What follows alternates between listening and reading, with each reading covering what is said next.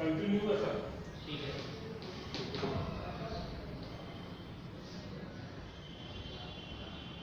आज हम chapter number 2 is matter around us pure ये पढ़ेंगे साइंस का। इज मैटर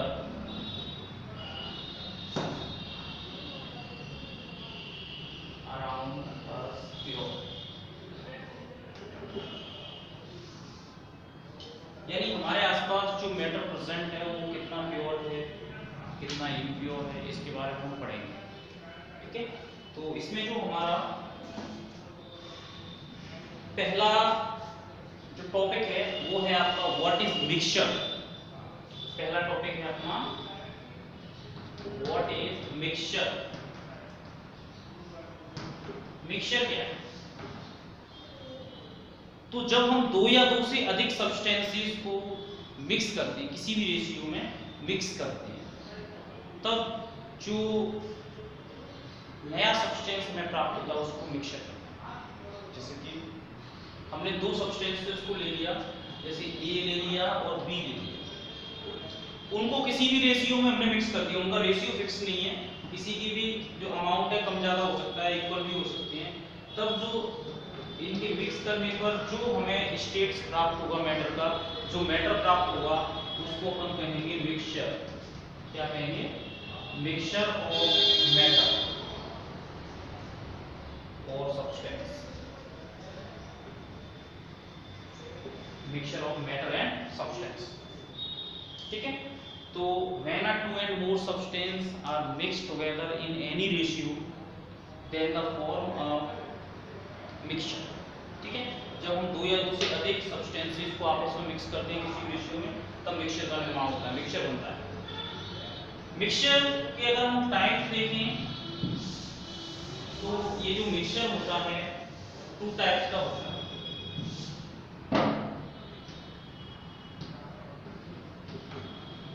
मिक्सचर होता है टू टाइप्स का होता है, एक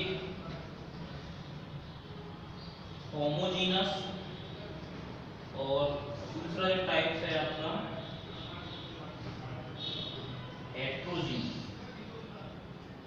होमोजीनस मिक्सचर और हेट्रोजीनस मिक्सचर। होमोजीनस मिक्सचर ऐसा मिक्सचर जिसमें जो सब्सटेंस हमने आपस में मिलाए हुए हैं वो कंप्लीटली एक दूसरे में मिक्स्ड हो जाएं और हम उनको आइडेंटिफाई ना कर पाए। जैसे फॉर एग्जांपल आइडेंटिफाई कर पाए, जैसे हमने क्या किया, वाटर प्लस शुगर, इन दोनों को मिक्स किया, दोनों अलग अलग सब्सटेंस हैं। तो जब शुगर वाटर में डिसॉल्व हो जाता है तो उसका जो मिक्सचर बनता है उसमें हम फिर शुगर को आइडेंटिफाई नहीं कर पाते कि शुगर कहाँ है। जैसे पानी में हमने शक्कर को घोल दिया तो पानी में शक्कर घोलने के बाद हमें ये नहीं पता चलता कि घुलने के बाद कि अब इस पानी में वो शक्कर है कहाँ।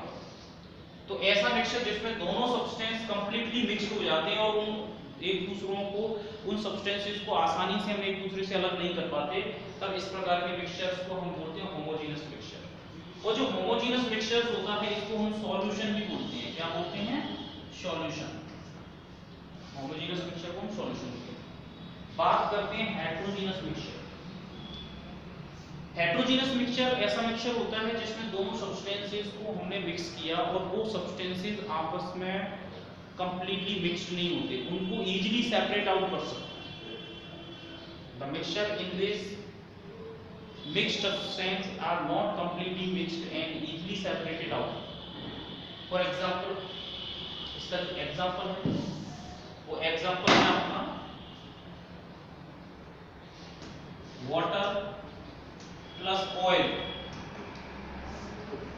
यानी वाटर और ऑयल को मैं मिक्स करूंगा तो आप देखते हैं, आपने देखा होगा कि पानी में यदि हम तेल को मिलाएं तो तेल और पानी आपस में नहीं मिलता, उसका जो मिक्सचर होता है वो इजीली सेपरेट आउट हो जाता है, हम उनको इजीली सेपरेट आउट कर सकते हैं। दूसरा एग्जांपल क्या है?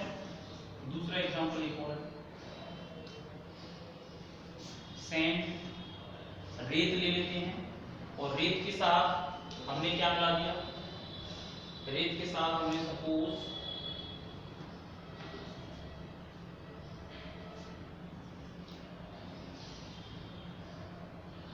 पाउडर ऑफ आयरन या कुछ भी मिला लीजिए, आप दूसरा ले लीजिए, चलिए ये ले लेते हैं।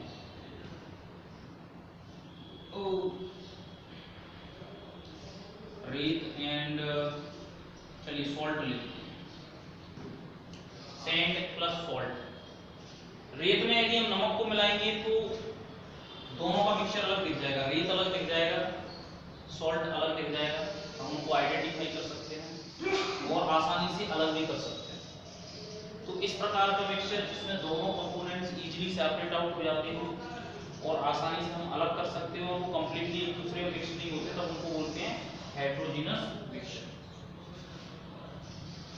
उसके बाद अगला अपना टॉपिक है, वो टॉपिक है solution.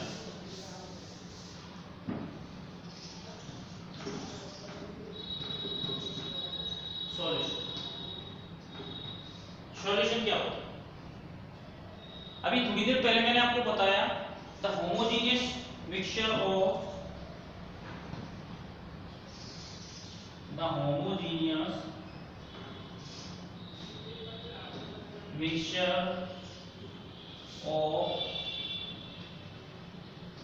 two and more substance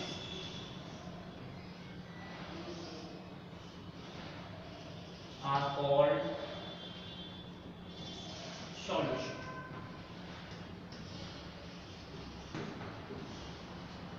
solution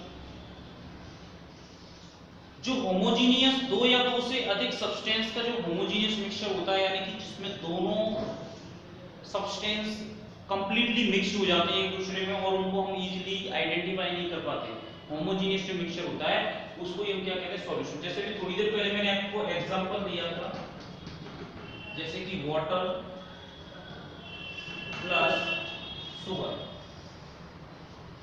अगर वाटर में मैं शुगर को मिक्स कर देता हूं तो शुगर क्या है, वाटर में कंप्लीटली डिसॉल्व हो जाएगी, फिर उसके बाद जो मिक्सचर बनता है वो आपका क्या बनेगा? सॉल्यूशन। कह सकते हैं सॉल्यूशन एक क्या है? होमोजेनियस मिक्सचर है। क्या है? सॉल्यूशन एक होमोजेनियस मिक्सचर है, राइट। बात करते हैं सॉल्यूशन के कंपोनेंट्स की।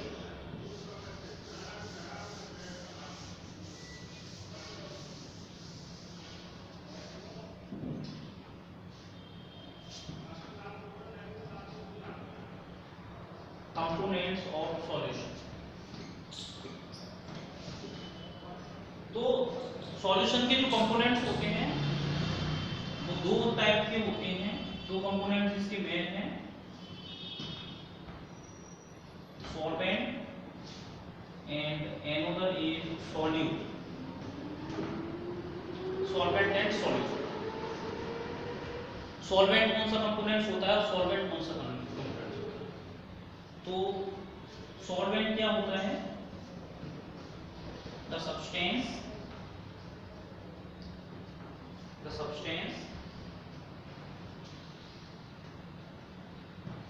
which are present in more amount in the solution। वो सब्सटेंस जो सॉल्यूशंस के अंदर में ज्यादा मात्रा में प्रेजेंट रहता है वो क्या कहलाता है? सॉल्वेंट आपका कहलाता है। और ये क्या हो जाएगा? इसका जस्ट अपोजिट हो जाएगा, the substance which are present in less amount in solution। वो सब्सटेंस जो लेस अमाउंट में प्रेजेंट रहता है सॉल्यूशन के अंदर उसको हम सॉल्यूट कहते हैं। जैसे कि वाटर, एग्जांपल देखिए, वाटर प्लस शुगर। इसमें वाटर और शुगर का जब हम सॉल्यूशन बनाते हैं यानी इसका मिक्सचर बनाते हैं तो वाटर जो है मोर अमाउंट में प्रेजेंट रहता है, तो इसका अमाउंट कैसा होता है? More amount. और शुगर कितना रहता है? Less amount. तो आपका मोर अमाउंट में वाटर प्रेजेंट है, इट मींस वाटर क्या है आपका सॉल्वेंट एंड शुगर क्या है आपका सॉल्यूट। मेरे ख्याल से आपको ये क्लियर हो गया होगा कि सॉल्वेंट और सॉल्यूट क्या होता है। एक बार फिर से देख लीजिए। कंपोनेंट्स ऑफ सॉल्यूशन में दो कंपोनेंट्स होते हैं सॉल्यूशंस के, एक सॉल्वेंट एक सॉल्यूट। सॉल्वेंट वो सब्सटेंस होता है जो किसी सॉल्यूशन में बहुत अधिक मात्रा में प्रेजेंट रहता है, present in more amount, and जो सॉल्यूट होता है वो लेस अमाउंट में प्रेजेंट रहता है सॉल्यूशन के। दूसरे तरीके से हम एक तरीके से ये भी कह सकते हैं कि सॉल्यूट वो सब्सटेंस होता है जो किसी सॉल्वेंट के अंदर घुलता है, डिसॉल्व होता है, और सॉल्वेंट वो सब्सटेंस होता है जिसमें कोई सॉल्यूट डिसॉल्व होता है। एग्जांपल के तौर पर जैसे हमने एग्जांपल लिया यहाँ पर वाटर का शुगर के साथ सॉल्यूशन या शुगर का एक्वा सॉल्यूशन, तो इसमें जो वाटर मोर अमाउंट में रहता है तो मोर अमाउंट के हिसाब से भी सॉल्वेंट है, और शुगर लेस अमाउंट में प्रेजेंट रहता है तो ये सॉल्यूट है। इसको हम ऐसे भी बोल सकते हैं कि शुगर डिसॉल्व हो रहा है, तो जो डिसॉल्व होता है वो सॉल्वेंट, तो जिसमें डिसॉल्व होता है वाटर के अंदर डिसॉल्व हो रहा है तो ये सॉल्वेंट, और जो डिसॉल्व हो रहा है वो सॉल्यूट है। तो इस तरीके से आपका ये सॉल्यूशन और इसके कंपोनेंट्स क्लियर हो गए। अगला टॉपिक है आपका कंसंट्रेशन ऑफ सॉल्यूशन।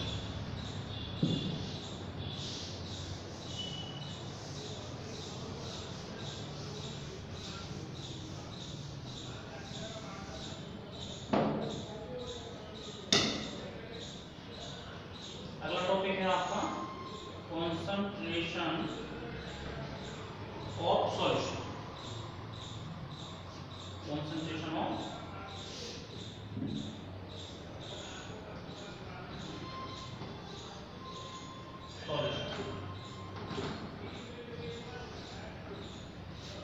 सॉल्यूशन का कंसंट्रेशन क्या है? कंसंट्रेशन का मतलब होता है अमाउंट ऑफ सॉल्यूट,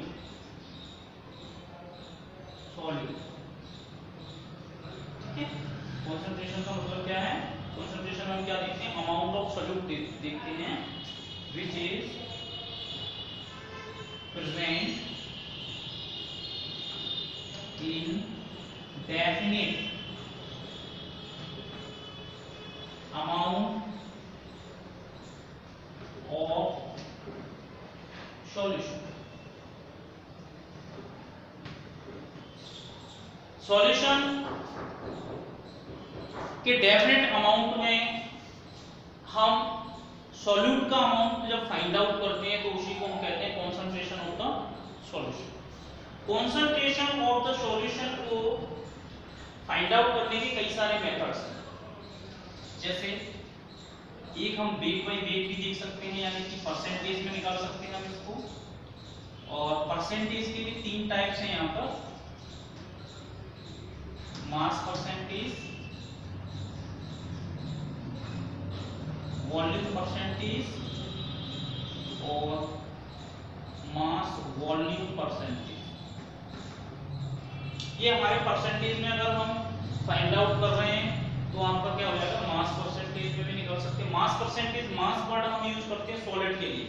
यदि हमारा सॉल्यूशन सॉलिड फेज में है तो उसमें हम सॉलिड के लिए परसेंटेज निकालेंगे, वो मास परसेंटेज में निकालेंगे। तो इसके लिए फिर हम क्या करेंगे, परसेंटेज हम 100 में से निकालते हैं, ये तो आपको पता ही है।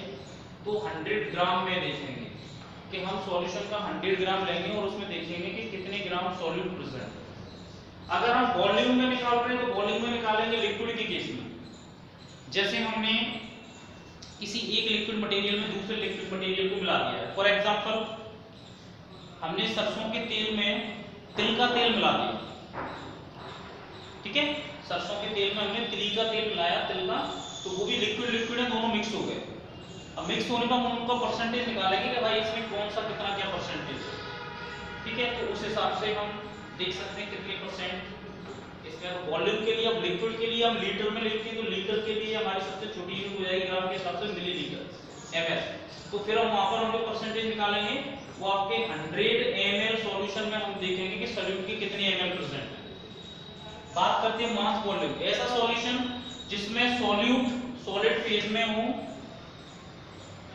सॉलिड फेज में कौन है, सॉल्यूट, और आपके जो सॉल्वेंट है वो कौन सा है, लिक्विड फेज में। तो ऐसे सॉल्यूशन में फिर हम मास वॉल्यूम परसेंटेज निकालेंगे। जैसे अभी मैंने देखा था कि वाटर में शुगर को डिसॉल्व कर रहे थे, तो वहां पर जो सॉल्वेंट है वो वाटर है, वो लिक्विड फेज में है, तो सॉल्यूशन में हमारा लिक्विड बनता है। और शुगर जो लिया था वो हमने सॉलिड फेज में रहता है शुगर, तो वहां पर हम शुगर का जो अमाउंट निकालेंगे वो तो निकालेंगे ग्राम में, यानी जो सॉलिड में यूज हो रहा है उसके लिए हम मास ले लेंगे, तो सॉल्यूट का निकालेंगे ग्राम में, और सॉल्वेंट को निकालेंगे हम ml में। तो यहाँ पर हम क्या करेंगे, सॉल्यूट की 100 ml सॉल्यूशन में हम देखेंगे सॉल्यूट के कितने ग्राम परसेंट है। तो जब सॉल्यूट के 100 या सॉल्यूशन के 100 ml अमाउंट में, 100 ml वॉल्यूम में जब हम मास देखेंगे उसका सॉल्यूट के कितने ग्राम परसेंट है, तो इस प्रकार जो परसेंटेज निकालेंगे वो आपका मास वॉल्यूम परसेंटेज रहेगा। ये परसेंटेज में हो गया। इसके अलावा और भी कई सारे मेथड्स हैं जिनके द्वारा हम या जिनमें हम अपनी कॉन्सेंट्रेशन को फाइंड आउट करते हैं, जैसे normality, molarity, formality, mole fraction,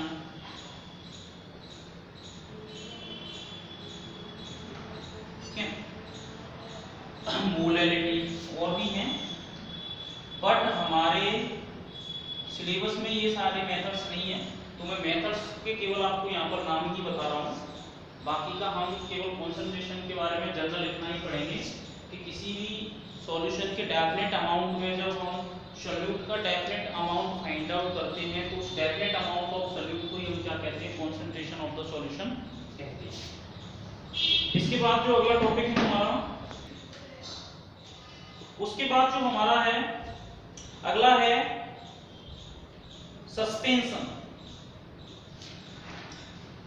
suspensor और कोलोइडल सॉल्यूशन। सस्पेंशन है कोलोइडल सॉल्यूशन।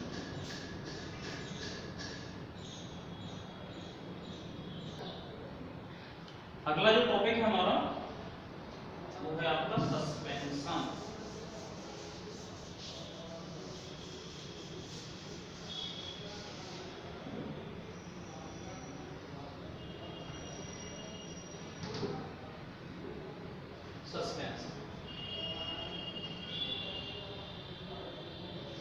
सस्पेंशन क्या होता है? सस्पेंशन एक हेट्रोजीनस सिस्टम होता है, हेट्रोजीनस सिस्टम यानी कि एक तरीके से हेट्रोजीनस मिक्सचर है जिसमें जो सॉल्यूट पार्टिकल्स होते हैं, सॉल्यूट जो पार्टिकल्स होते हैं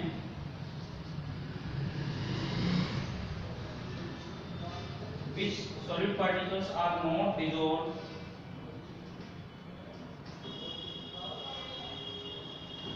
in the solvent। सॉल्वेंट के अंदर ये डिसॉल्व नहीं होते और पूरे सॉल्यूशन में सस्पेंडेड रहते हैं। इसका मतलब क्या है कि जो सॉल्यूट पार्टिकल्स होते हैं वो सॉल्वेंट पार्टिकल्स से बड़े होते हैं। बड़े होने के कारण ये इन्हें हम अपनी आंखों से भी देख सकते हैं, अकेली नेक्ड आई से भी हम देख सकते हैं इनको आसानी से, और ये पूरे सॉल्यूशन में फैले हुए रहते हैं लेकिन ये उसमें डिसॉल्व नहीं होते। कुछ समय बाद जैसे कि हम देखते हैं कि ये पार्टिकल सेटल डाउन भी हो जाते हैं, ठीक है। तो ऐसे सिस्टम को हम बोलते हैं सस्पेंशन, या उनकी प्रॉपर्टीज को हम बोलते हैं सस्पेंशन। ये एक जेली लाइक स्ट्रक्चर जैसा बना लेते हैं, हल्का सा गाढ़ा सा रहता है, यानी इसमें पार्टिकल्स डिसॉल्व भी नहीं है आपके सॉल्यूट के, और वो उसमें तैरते रहते हैं, सस्पेंडेड रहते हैं, पूरे फैले हुए रहते हैं। और कुछ सस्पेंशन में, कुछ सस्पेंसिव सॉल्यूशंस में ये क्या सेटल डाउन भी हो जाते हैं।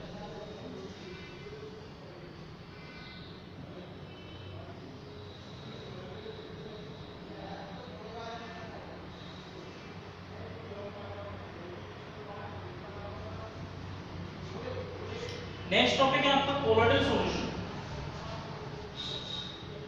कोलोइडल सॉल्यूशन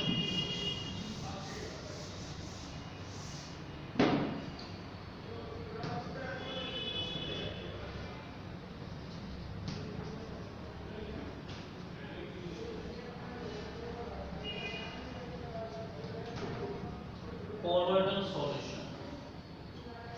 कोलोइडल सॉल्यूशन भी एक हेटेरोजीनस सिस्टम है। हेटेरोजीनस सिस्टम है ये, जिसमें क्या होता है